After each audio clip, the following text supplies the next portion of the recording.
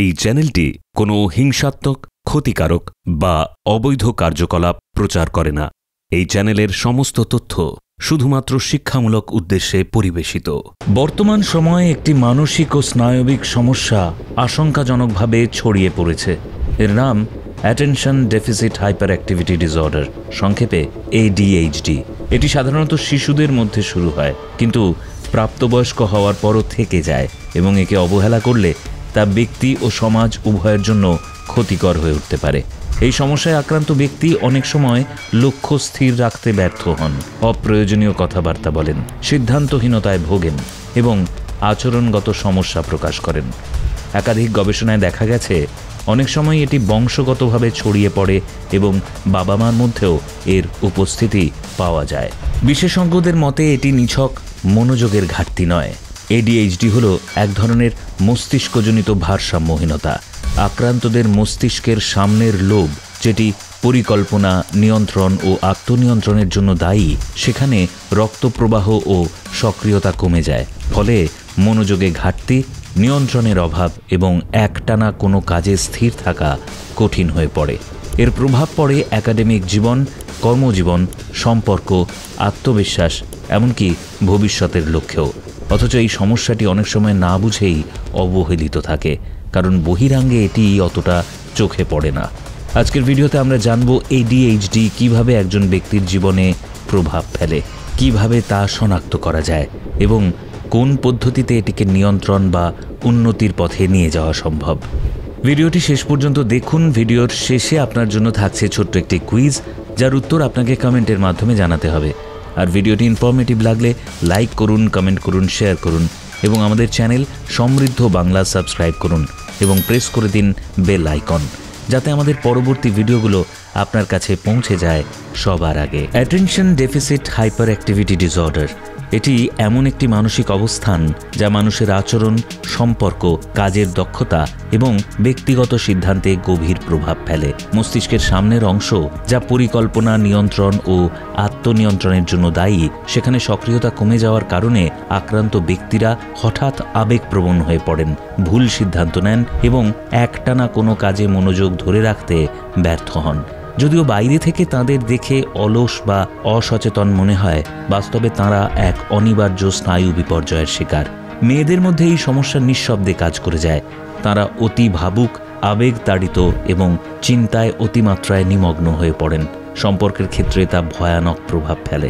নতুন সম্পর্কে প্রবেশ, ডোপামিনের সাময়িক উচ্ছ্বাস, অতঃপর সন্দেহ, ক্লান্তি এবং বারবার বিচ্ছেদ। এই চক্রটি চলতেই থাকে, যেটি তাদের মানসিক অবস্থাকে আরও জটিল করে তোলে। ছেলেদের ক্ষেত্রে এটি আরও উচ্চস্বরে প্রকাশ পায়। তারা নিয়ন্ত্রণ হারান, ঝুঁকি নেন এবং নিয়ম নীতি উপেক্ষা করেন। সাধারণত সমাজ এই আচরণগুলোকে চরিত্রগত ত্রুটি বলে মনে করে, অথচ এই আচরণের পেছনে রয়েছে গভীর মস্তিষ্কীয় সংকট। আক্রান্তদের প্রতিদিনের জীবন এক ধরনের আত্মঘাতী চক্রে আটকে যায়। তারা নিজের লক্ষ্য ঠিক করতে পারেন না, একাধিক কাজে হাত দেন, কিছুই শেষ করতে পারেন না এবং এক পর্যায়ে আত্মবিশ্বাস হারিয়ে ফেলেন। তারা প্রায়ই বলেন, আমি সব কিছু করছি, খাবার ঠিক করছি, ঘুম ঠিক রাখছি, ব্যায়াম করছি, তবুও কিছুতেই মন স্থির হয় না। গবেষণায় দেখা গেছে মনোযোগের সময় তাদের মস্তিষ্কের যে অংশ সচল হওয়া উচিত তা আরও নিস্তেজ হয়ে পড়ে।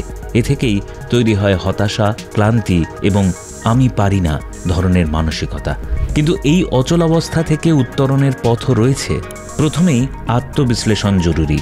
নিজেকে প্রশ্ন করতে হবে, আমি কি চাই? সম্পর্ক, ক্যারিয়ার, অর্থনৈতিক স্থিতি, মানসিক প্রশান্তি, এই সব লক্ষ্যগুলোকে একটি পাতায় লিখে ফেলতে হবে। তারপর খুঁজে বের করতে হবে প্রতিদিনের কাজগুলো কি আমাকে সেই লক্ষ্য পূরণে সাহায্য করছে। এই প্রশ্নের উত্তর খুঁজতে গিয়ে অনেকে বুঝতে পারেন তাদের আচরণ ও লক্ষ্য একে অপরের সঙ্গে সাংঘর্ষিক। এই আত্ম উন্মোচনই হলো প্রথম ধাপ। এরপর আসে খাদ্যাভ্যাস ও প্রাকৃতিক উপাদানের গুরুত্ব। নির্দিষ্ট কিছু ভেষজ উপাদান যেমন জাফরান, ওমেগা 3, ভিটামিন B ও প্রাকৃতিক ছালজাত নির্যাস মস্তিষ্কের কার্যকারিতা উন্নত করতে সাহায্য করে। এছাড়া নিয়মিত ব্যায়াম, পর্যাপ্ত ঘুম ও প্রাকৃতিক আলো গ্রহণ, এই প্রতিটি উপায় মস্তিষ্কের রসায়নে ইতিবাচক পরিবর্তন আনে। তবে এটি যথেষ্ট নয়। সবচেয়ে বড় চ্যালেঞ্জ হলো নিজের চিন্তাধারাকে বদলে ফেলা। অনেকেই নিজেদের মনেই নেতিবাচক চিন্তা পুষে রাখেন। তারা বিশ্বাস করেন, আমি ব্যর্থ, আমি পিছিয়ে পড়েছি, আমি কাউকে সুখী করতে পারি না। এই নেতিবাচক চিন্তাগুলো ধ্বংস করতে হবে। পরিবর্তে চাই সচেতন প্রশংসা, নিজের ভালো দিকগুলো খেয়াল করা, ছোট অর্জনেও গর্ববোধ করা। এই বদল আচরণগত নয়, বরং স্নায়ুবৈজ্ঞানিক, যার মাধ্যমে মস্তিষ্ককে নতুনভাবে কাজ করতে শেখানো যায়। সম্পর্কের ক্ষেত্রেও এই অসুখের প্রভাব প্রবল। একজন যদি এই রোগে আক্রান্ত হন আর অপরজন না হন, তাহলে সম্পর্কটা দ্রুত ভেঙে পড়ে। ভুল বোঝাবুঝি, দেরি, অসচেতনতা, ভুলে যাওয়া, এসব ঘটনায় অপরপক্ষের মনে জন্ম নেয় অবজ্ঞা, অভিমান ও বিরক্তি। অথচ এই সমস্ত ঘটনাই একটি অভ্যন্তরীণ সমস্যার বহিঃপ্রকাশ। এই অবস্থায় দরকার পারস্পরিক বোঝাপড়া, সক্রিয় শ্রবণ এবং একে অপরকে সময় দেওয়ার অভ্যাস।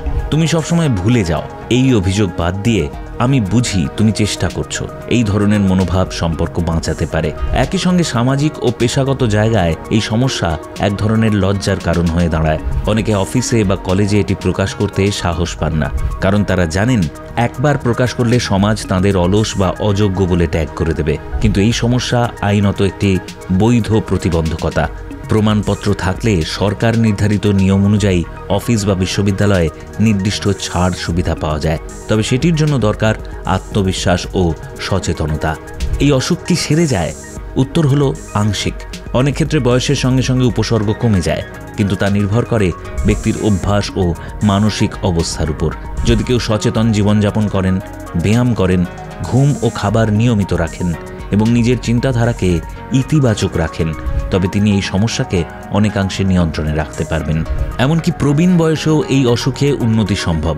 উপযুক্ত চিকিৎসা পেলে মানুষ আবার নতুনভাবে জীবন শুরু করতে পারেন, ফিরে পেতে পারেন মনোযোগ ও সৃজনশীলতা। সবশেষে বলা যায়, আপনি এই সমস্যা নিয়ে জন্ম নিলেও এটি আপনার নিয়তি নয়।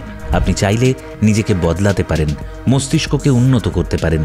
এই রোগ আপনাকে থামাতে পারবে না। যদি আপনি নিজেকে জানেন, নিজের অভ্যন্তরীণ শক্তিকে চেনেন এবং প্রতিদিন নিজেকে জিজ্ঞেস করেন, আমি কি চাই, আমার আজকের কাজ কি আমাকে সেই চাওয়ার দিকে এগিয়ে নিয়ে যাচ্ছে? যদি উত্তর না হয়, তাহলে সেই উত্তরের অনুসন্ধানে আজ থেকেই শুরু হোক নতুন পথ চলা। আপনার মতামত আমাদের কমেন্টে জানান।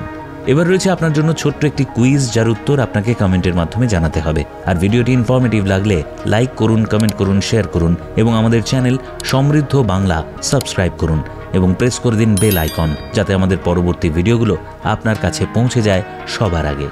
ADHD রোগীদের মস্তিষ্কের কোন অংশে সক্রিয়তার ঘাটতি দেখা যায়? এ, হিপোক্যাম্পাস, বি, সামনের লোব, সি, অক্সিপিটাল লোব। মেয়েদের মধ্যে ADHD সাধারণত কিভাবে প্রকাশ পায়? এ, অতি চঞ্চলতা ও হঠকারী আচরণ, বি, নিঃশব্দ, চিন্তাশীল এবং অতিরিক্ত আবেগতাড়িত রূপে, এবং সি, সহিংসতা ও শারীরিক উত্তেজনায়। ADHD নিয়ন্ত্রণে নিচের কোনটি একটি প্রাকৃতিক সহায়ক উপাদান হিসেবে ব্যবহৃত হয়? এ, চিনি ও লবণ, বি, ওমেগা-3 ফ্যাটি অ্যাসিড এবং সি, ক্যাফেইন এবং নিকোটিন। নিম্নের কোনটি ADHD রোগীদের জন্য সম্পর্ক রক্ষা করার কার্যকর কৌশল? এ, প্রতিদিন অভিযোগ করা, বি, একতরফা সিদ্ধান্ত নেওয়া এবং সি, সক্রিয়ভাবে মনোযোগ দিয়ে শোনা এবং বোঝার চেষ্টা করা। ADHD থাকলে নিচের কোনটি আইনত প্রাপ্ত সুবিধার অন্তর্ভুক্ত হতে পারে? এ, কোনো পরীক্ষায় অংশ না নেওয়া, বি, অফিসে ও কলেজে নির্দিষ্ট ছাড় বা সহায়তা পাওয়া এবং সি, বাধ্যতামূলক ওষুধ গ্রহণ।